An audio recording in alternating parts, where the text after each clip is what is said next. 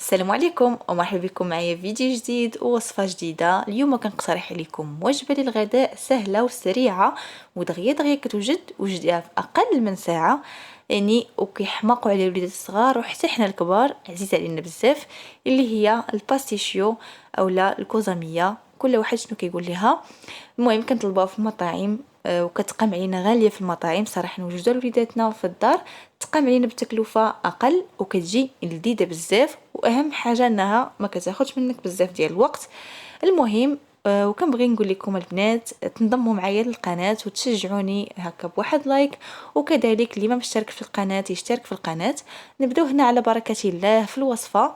هنا غنحتاج واحد الكميه ديال البطاطس، تقريبا هنا خديت 500 غرام اولا هنا 4 الحبات كبار هكا ولا متوسطين، كنقطعهم على شكل فريت. بالنسبه لهاد الكميه ديال البطاطس كتبقى على حساب افراد الاسره وعلى حساب نتوما شحال غديروا من طويجين ديال الباستيشيو. المهم انا هنا غادي نقطعها كامله بهذه الطريقه هذه. من بعد غادي نوضع هاد البطاطس هذه في واحد الماء وغنضيف عليه الخل. بالنسبه لهذا الخل كيخلي البطاطس ديالكم كتخلص من داك النشويات اللي فيها، وواحد الماده كتكون فيها كذلك، باش هكا فاش كنجيو نقليوها كتجينا مقرمشه وكتجي بنينه. هنا قبل ما نقليها صفيتها من الماء ودرت لها شويه ديال الملح، عاد قليتها في الزيت سخونه. الا بغيتو تدخلوها الفران يمكن لكم كذلك، دهنوها بشويه ديال الزيت وترشوا عليها مليحه وتدخلوها الفران. انا هنايا قليتها باش تجيني بحال ديال المطاعم، وكما كتعرفوا يعني الوليدات كيبغيو هكا البطاطا مقليه. مره هكا نديروا ليهم شي وصفات بهذا الشكل. صافي من بعد ما غادي تقلى لي البطاطس غادي نحيدها ونوضعها جانبا. المهم كتخليو البطاطس ديالكم حتى كتحمر اولا كتذهب بهذا الشكل، عاد كنحيدوها من الزيت.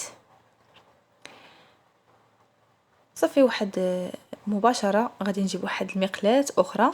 هنا غنكمل البطاطس في القليان، وفي نفس الوقت غادي نبدا كنصايب هذيك الحشوه اللي غادي نديرو في الباستيشيو.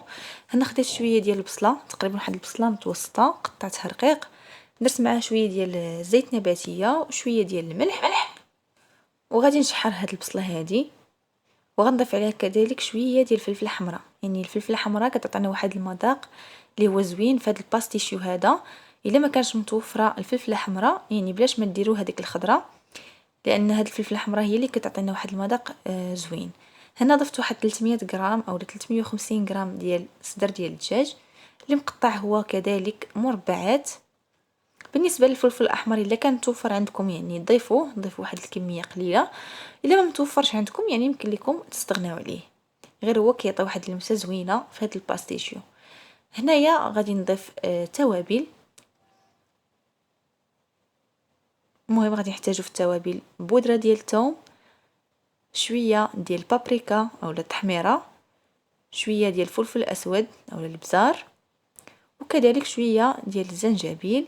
صافي هادو هما التوابل اللي غادي نحتاج، وغادي نحرك جيدا هاد الدجاج هذا مع البصل وكنخليه يتقلى مزيان على نار اللي تكون عاليه باش هكا داك البصله والدجاج ما يطلقوش ليا الماء بزاف.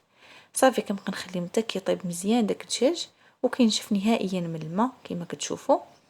صافي مباشره غادي نوجد معكم صلصه البيشاميل. المهم انا الطريقه ديالي في صلصه البيشاميل هي هذه، يعني كنخلي الزبده حتى كتذوب عاد كنضيف عليها الدقيق.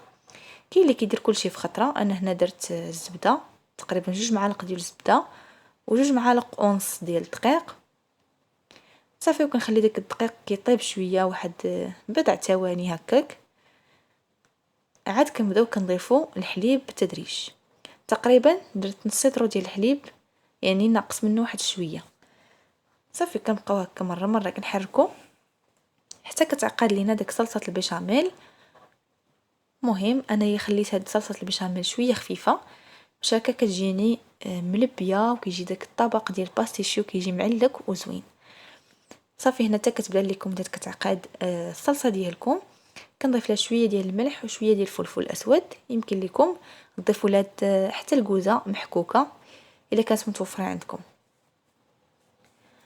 صافي وكنحيدوهم فوق النار. وهنا غادي ندوزو باش غادي ندريسيو هكا الطبق ديالنا، اولا غادي نوجدو الطبق باش ندخلوه الفران. هنا خديت هاد الطويجنات هادو ديال الطين، هما اللي غنقدم فيهم، يعني كيف ما كيقدموهم هنا في المطاعم. المهم الا خديتو نتوما هاد الطويجنات ديال الطين وكنتو يلاه واخدينهم جدادين، يعني خليوهم يباتوا واحد الليله في الماء، يعني مع الصباح حيدوهم وخليوهم يتسقطروا، وكندهنوهم غير بشويه ديال الزبده، يعني قبل ما نوضعوا فيهم هاد لي باستيشيو هكا ولا هاد الفريت هكا مع الدجاج. وإلا فايت لكم هكا من مستخدمينهم ودايرين هاد الخطوه هذه، يعني غديروا مباشره هاد الفريت مباشره يعني في هاد الطويجنات كما درت انا، بلا ما دهنوهم بلا حتى شي حاجه. وغادي ديروا هكا صدر ديال الدجاج اللي شحرنا من قبل مع البصله، وكتحطوا داكشي بشكل متساوي باش هكا يعني كل واحد يجي فيه هكا طريفات ديال الدجاج مع الفريت. صافي وكندير هكا صلصه البيشاميل. بالنسبه لصلصه البيشاميل يعني كنكثر باش كيجيني هاد الباستيشيو معلك. يمكن لكم كذلك يعني قبل ما ديروا صلصه البيشاميل يمكن لكم ديروا اللحم المدخن الا متوفر عندكم، حتى هو كيعطي واحد النسمه زوينه. اولا يمكن لكم تعوضوا هكا اولا ديروا شويه ديال صلصه شيواء اولا صوص باربيكيو، كديروها هكا شويه مع داك الدجاج، كتعطي واحد النسمه زوينه. صافي هنا كندير جبن الموتزاريلا فوق من صوص بيشاميل. انا هنا كنت نسيت هذيك صوص باربيكيو، كانت عندي ونسيتها ما درتهاش، المهم ولكن راه جا بنين جا زوين. هنايا درت شويه ديال فرماج موتزاريلا من الفوق. يمكن لكم تخلطوا ما بين الجبن احمر وفرماج موتزاريلا عفوا، يعني لكم الاختيار. انا هنا كنفضل جبن الموتزاريلا، كيعطي واحد التعليكه زوينه وكيتجبد هكا وكيعطي واحد اللون زوين لهذا الطبق هذا.